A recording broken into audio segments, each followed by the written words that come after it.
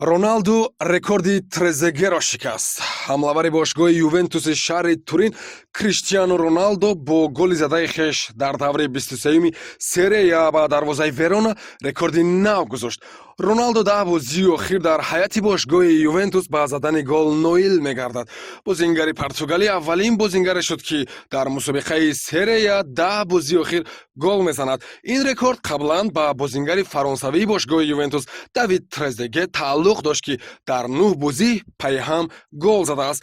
Роналду турни соли 2018 ба бошгоҳи шаҳри Турин гузариш карда, қаблан шарафи дастаҳои Спортинг, Манчестер Юнайтед ва Реал Мадридро ҳимоя кардааст.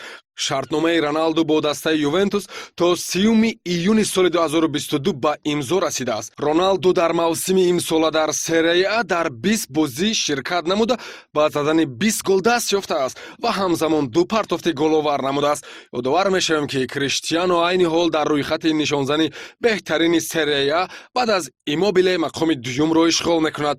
Барои бозингари португалӣ дар синни 35 солагӣ ин нишондоди бенадид аст.